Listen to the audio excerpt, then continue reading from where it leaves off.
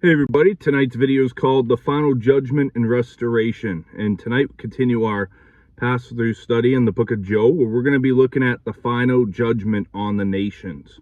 And so Job is going to note the national restoration of Israel, in which the people will be regathered in Palestine, as seen in Isaiah chapter 11 verse 15-16.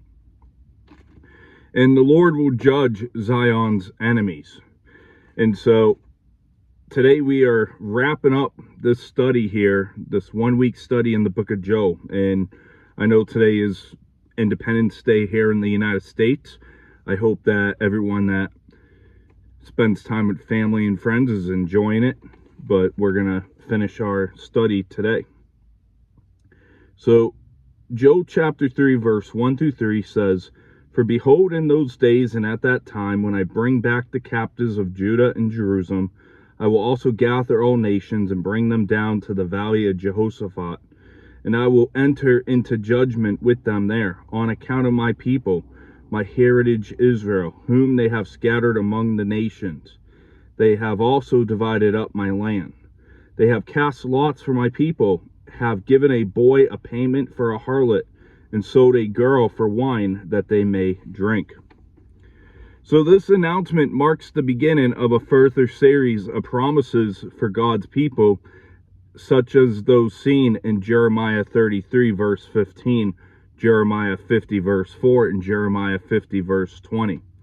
And the nations of the world will be gathered to Jerusalem to the battle of Armageddon, as seen in Zechariah 12:3 and Zechariah 14 verse 2. And Lord willing, this is going to be a book we go through, the book of Zechariah, probably September time frame. And the valley of Jehoshaphat means Yahweh judges. And although the exact location is unknown, other prophets spoke of this judgment as occurring near Jerusalem, like the prophets Ezekiel in chapters 38-39, Daniel in Daniel 11:45, and Zechariah 9:14. And this judgment of the nations includes the event that we will check out in our wrap-up today in Matthew chapter 25. And all the enemies of Israel will be judged for their injustices against God's people and land. And some theologians argue that the valley of Jehoshaphat, aka some translations might call it decision, is between Jerusalem and Mount Olives. And following deportation of the people, the land was redistributed to others. And this particular historical event referred to here isn't clear, but the deportations of 722, 701, 598, and 596 BC, or even smaller deportations, including border wars, such as the book of Amos chapter 1 verse 9 and 10, are possibilities. And we're actually going to be going straight into the book of Amos here next week. And following the casting of lots for prisoners, defenseless children were traded and sold for purposes of debauchery, as seen in Amos 2 verse 6 and Obadiah 11 and Nahum chapter 3 verse 10. And a side note, as I mentioned, I believe in yesterday's study, the last days does not mean the final years or months, but it means an era in the Bible. And God uses this chapter to assure his people that the nations will be dealt with, and that God remembers the wicked and God will repay. In verse 4-6, "Indeed, what have you to do with me, O Tyre and Sidon, and all the coasts of Philistia? Will you retaliate against me? But if you retaliate against me, swiftly and speedily I will return your retaliation upon your own head, because you have taken my silver and my gold, and have carried into your temples my prized possessions. Also the people of Judah and the people of Jerusalem you have sold the Greeks, that you may remove them far from their borders." So here's the legal charge against Tyre and Sidon, coastal Phoenicia, and the regions of Philistia, a coastal Palestine, concerning their involvement in capturing and trading Israelites as prisoners of war. And both regions sold Israelites as slaves to the Greeks and to Edom, as well as we'll see in Amos chapter 1, verse 6 through 9 next week. And the actual historical event referred to here is uncertain. And slave trading is mentioned was a common practice between the Phoenicians and the Philistines. And although not prominent militarily, the Greeks were active in the commerce, the business world on the Mediterranean Sea in the 9th century BC. And the land's silver and gold, as well as its inhabitants, belonged to the Lord, as we're going to see, Lord willing, the book of Haggai, chapter 2, verse 8, in a couple weeks. And I know Haggai is a little further down in the Old Testament, but what I'm thinking of doing is when we do the book of Obadiah, we're going to do Haggai that same week, so that we take out both very short books at once. And God challenges the nations to come against him and his people. And we see that God vowed retaliation of those who come against him and his people. And judgment, if you have to define judgment, it's simply giving those who reject God what they deserve. In verse 7 and 8, it says, "Behold, I will raise them out of the place to which you have sold them, and will return your retaliation upon your own head. I will sell your sons and your daughters into the hands of the people of Judah, and they will sell them to the Sabaeans, to the people far off. For the Lord has spoken."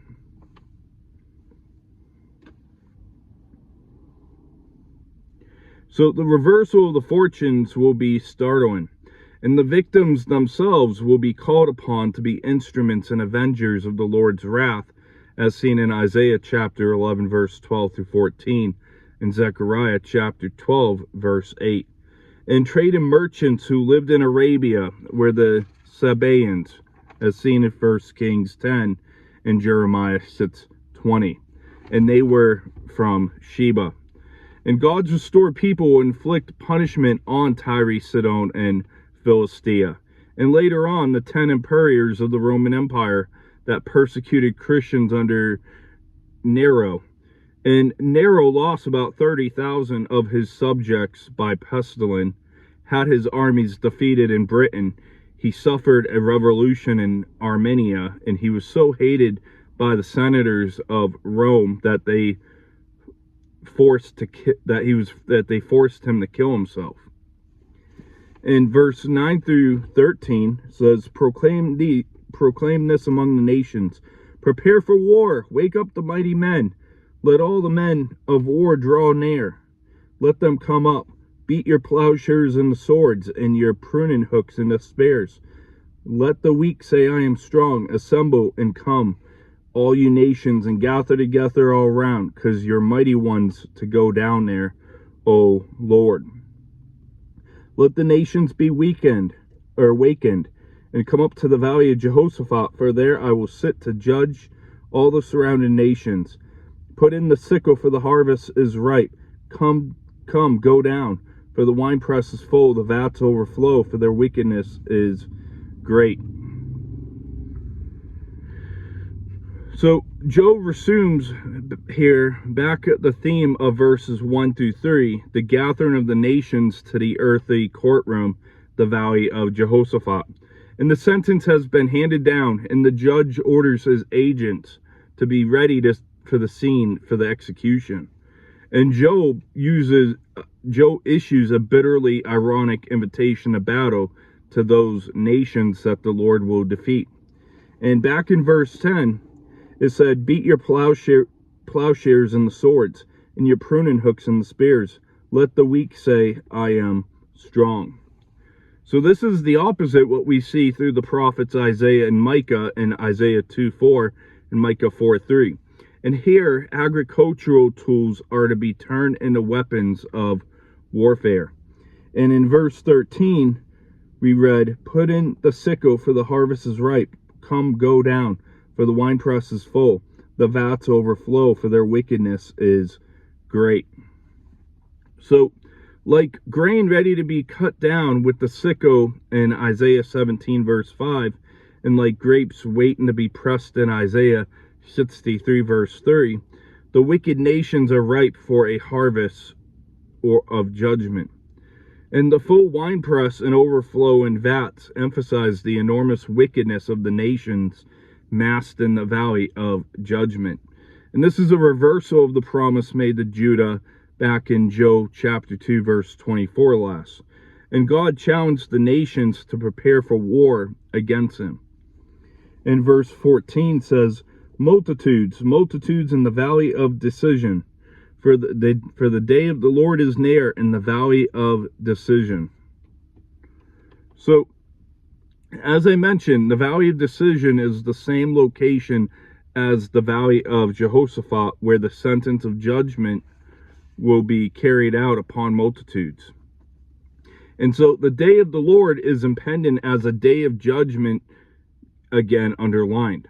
And Joe wasn't speaking with the evangelistic focus with the valley of decision for man to choose for or against the Lord. Joe shows that God is doing the deciding here, not man. And some people rip verse 14 out of context, multitudes in the valley of decision. For the day of the Lord is near in the valley of decision. It has nothing to do with evangelism there. But Joe shows God is doing the deciding, not man. And it's the valley of judgment. In verse 15 and 16, it says, the sun and moon will grow dark, and the stars will diminish their brightness. The Lord will also roar from Zion and utter his voice from Jerusalem. The heavens and earth will shake, but the Lord will be a shelter for his people and the strength of the children of Israel. So the sun and moon were signs that precede the coming eschatological day of the Lord at the end of the Great Tribulation. And nature responds to the Lord's appearing. And we see the Lord's voice is so powerful that even the earth and sky tremble.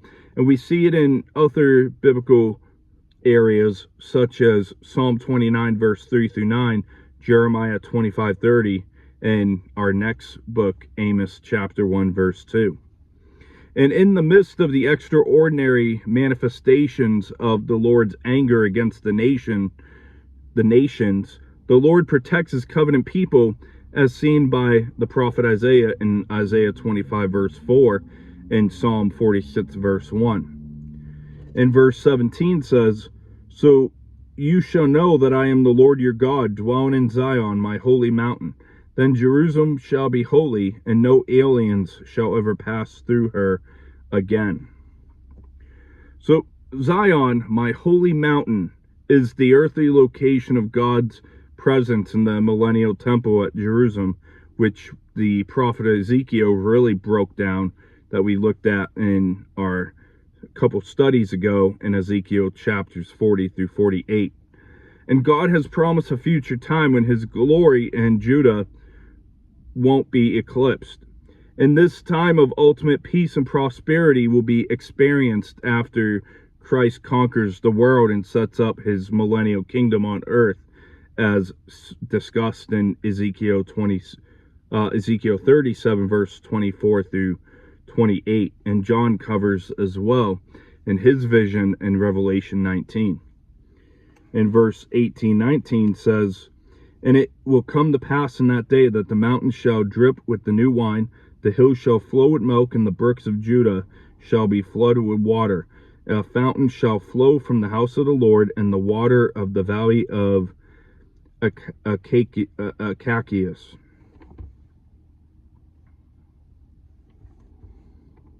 Verse 19, Egypt shall be a desolation, and Edom a desolate wilderness, because of violence against the people of Judah, for they have shed innocent blood in their land. So the valley of Acacias was known for its acacia trees. The valley was situated on the northern shores of the Dead Sea and served as the final stopover for Israel prior to her entrance into the promised land, seen back in Numbers 25 verse 1, Joshua chapter 2 verse 1, and Joshua chapter 3 verse 1. And the valley is also the place to which the millennial river will flow, seen in Ezekiel 47 verse 1 through 12, in Zechariah chapter 14, verse 8. And Egypt and Edom here represent all of Israel's enemies, and they will be in ruins after this judgment, as seen in 1 Kings 14, verse 25-26, 2 Kings 23-29, and Obadiah 9 through 14. And as I mentioned, Lord willing, will be in the book of Obadiah, close to my birthday at the end of the month. And verse 20 and 21 to finish the chapter says, But Judah shall abide forever, and Jerusalem from generation to generation. For I will not acquit them of the guilt of bloodshed, whom I have not acquitted. For the Lord dwells in Zion. So verse 20 is a reference to Christ's millennial kingdom on earth, which is yet to be fulfilled. And the prophecy of Job began with the desperate plague of locusts and ends with the promise of restoration and redemption. So to wrap up tonight's study, we looked tonight at the judgment in the valley of decision, with a warning to the nations, with a promise to bring back scattered and mistreated Israel. And I want to look at Romans chapter 11, verse 26-27. Says, And so all Israel will be saved, as it is written, The deliverer will come out of Zion, and he will turn away ungodliness from Jacob. For this is my covenant with them when I take away their sins. So we see salvation as a whole.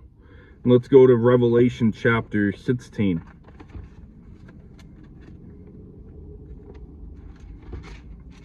Revelation chapter 16, verse 12. Revelation 16, verse 12 through 16. And then it says, And then the sixth angel poured out his bowl on the great river Euphrates, and its water was dried up, so that the way of the kings from the east might be prepared. And then I saw three unclean spirits like frogs coming out of the mouth of the dragon, out of the mouth of the beast, and out of the mouth of the false prophet. For they are spirit of demons, performing signs which go out to the kings of the earth and of the whole world, to gather them to the battle of that great day of the God Almighty. Behold, I am coming as a thief. Blessed is he who watches and keeps his garments, lest he walk naked and they see his shame. And then they gather them together in the place called in Hebrew Armageddon. So John speaks of the nations of the world gathered to Jerusalem to the battle of Armageddon. And let's go over to Matthew chapter 25. The Gospel according to Matthew. And we're going to look at Matthew 25, verse 31 through 46, the whole section here. So it says, Matthew 25:31, When the Son of Man comes in his glory and all the holy angels with him, then he will sit on the throne of his glory. All the nations will be gathered before him, and he will separate them one from another, as a shepherd divides the sheep from the goats. And he will set the sheep on his right hand, but the goats on the left. Then the king will say to those on the right hand, Come, you blessed of my Father, inherit the kingdom prepared for you from the foundation of the world. For I was hungry, and you gave me food. I was thirsty, and you gave me drink. I was a stranger, and you took me in. I was naked, and you clothed me. I was sick, and you visited me. I was in prison, and you came to me. Then the righteous will answer him, saying, Lord, when did we see you hungry and feed you, or thirsty and give you drink? When did we see you as a stranger and take you in, or naked and clothe you? Or when did we see you sick or in prison and come to you? And the king will answer and say to them, Assuredly I say, inasmuch as you did it to one of the least of these of my brethren, you did it to me. And then he will also say to those on the left hand, Depart from me, you cursed, into everlasting fire prepared for the devil and his angels. For I was hungry, and you gave me no food. I was thirsty, and you gave me no drink. I was a stranger, and you did not take me in. Naked, and you did not clothe me. Sick and in prison, and you did not visit me. Then they will also answer him, saying, Lord, when did we see you hungry or thirsty, or a stranger, or naked, or sick, or in prison, and did not minister to you? Then he will answer them, saying, Assuredly I say to you, inasmuch as you did not do to the one of the least of these, you did not do it to me. and these will go away into everlasting punishment, but the righteous into everlasting life. So the judgment on the nations include in the gospel according to Matthew. Let's go back into Revelation chapter 19. And this is going to be also another longer ended video. Revelation chapter 19, verse 11. Revelation 19, 11 through 21. So now I saw heaven open, and behold, a white horse, and he who sat on him was called Faithful and True. In righteousness he judges and makes war. His eyes were like a flame of fire, and on his head were many crowns. He had the name written that no one knew except himself. He was clothed with a robe dipped in blood, and his name was called the Word of God. And the armies in the heavens, clothed in fine linen, white and clean, followed him on white horses. Now out of his mouth a sharp sword, that with it he should strike the nations, and he himself will rule them with a rod of iron. He himself treads the winepress of the fierceness and the wrath of Almighty God. And he has on his robe and on the thigh a name written, King of Kings and Lord of Lords. Then I saw an angel standing in the sun, and he cried with a loud voice, saying to all the birds that fly in the midst of heaven, Come and gather together for the supper of the great God, that you may eat the flesh of kings, the flesh of the captains, the flesh of the mighty men, the flesh of horses, and those who sit on them, and the flesh of all people, free and slave, both small and great.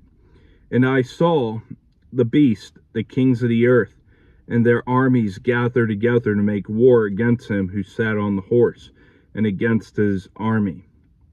Then the beast was captured, and with him the false prophet who worked signs in his presence, by which he deceived those who received the mark of the beast, and those who worshipped his image. These two were cast alive into the lake of fire, burning with brimstone. And the rest were killed with the sword which proceeded from the mouth of him who sat on the horse, and all the birds were filled with their flesh. So we see the battle of Armageddon. And Joel chapter 3 verse 4 through 8 showed us that God warns the nations that he will retaliate against those who have mistreated his people. And when people persecute God's people, they are persecuting God himself. In Acts chapter 9, we're going to look at just verse 4. It says, Then he fell to the ground and heard a voice saying to him, Saul, Saul, why are you persecuting me? So look at how, when we look at the road to Damascus with Saul, look at how Jesus addressed Saul. He didn't just say, Paul, why are you persecuting my people? He says, Saul, why are you persecuting me? And if you didn't know, Paul got the name after his original name of Saul. Saul was his unsaved name. And Joel chapter 3 verse 9 through 13 showed us the gathering of the nations for a war of judgment being proclaimed to the nations. And let's go to Revelation chapter 14.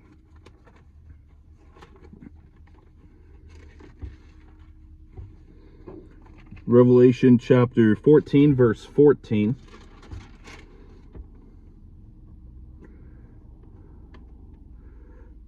Revelation 14 verse 14 through 20 says, Then I look, and behold a white cloud, and on the cloud sat one like the Son of Man, having on his head a golden crown, and in his hand a sharp sickle. And another angel came out of the temple, crying with a loud voice to him who sat on the cloud, Thrust in your sickle and weep, for the time has come for you to weep, for the harvest of the earth is ripe. So he who sat on the cloud thrust in his sickle on the earth, and the earth was reaped. Then another angel came out of the temple which is in heaven, he also having a sharp sickle. And another angel came out from the altar, who had power over fire, and he cried with a loud cry to him who had the sharp sickle, saying, Thrust in your sharp sickle and gather the clusters of the vine of the earth, for her grapes are fully ripe. So the angel thrust the sickle into the earth, and gathered the vine of the earth, and threw it into the great winepress of the wrath of God. And the winepress was trampled outside the city, and blood came out of the winepress up to the horses' bridles for 1,600 furlongs. So the Apostle John also used the image of the winepress to express the wrath of God, to describe Jesus' judgment on the nations at Armageddon. And Joel chapter 3 verse 14 through 17 shows the day of the Lord in the valley of decision. Let's go back into the Gospel of Matthew. The Gospel according to Matthew chapter 24 through 20. The Gospel according to Matthew chapter 24, and we'll start at verse 29. And we'll be going through verse 31. It says, immediately after the tribulation of those days, the sun will be darkened, and the moon will not give its light. The stars will fall from heaven, and the powers of the heavens will be shaken.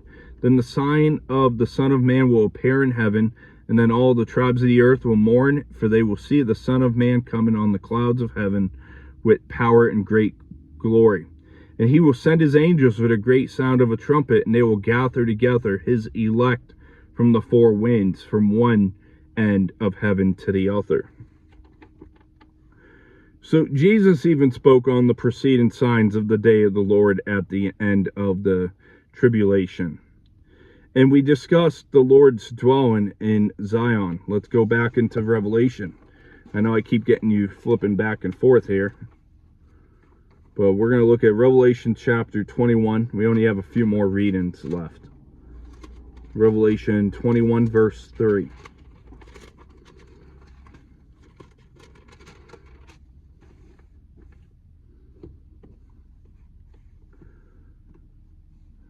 Revelation 21:3. And I heard a loud voice from heaven saying, behold, the tabernacle of God is with men, and he will dwell with them, and they shall be his people. God himself will be with them and be their God. So the Apostle John speaks of the Lord dwelling with his people. And the chapter ends with God's people seeing blessing while desolation takes place for the nations. And in the next chapter of our Revelation 22 verse 1 and 2, it says, and he showed me a pure river of water of life, clear as crystal, proceeding from the throne of God and of the Lamb. In the middle of its street and on either side of the river was the tree of life, which bore 12 fruits, each tree yielding its fruit every month. The leaves of the tree were for the healing of the nations. And there shall be no more curse, but the throne of God and of the Lamb shall be in it, and his servants shall serve him. So John spoke of the fountain in his revelation at the end. And that's going to wrap up today's video. I hope that you have a great 4th of July. Hope that you get to see some fireworks if you like fireworks. And we'll see you back actually tomorrow. We're going to do a topical Saturday before we kick off the book of Amos next week. So I hope you have a great rest of your weekend as well. God bless.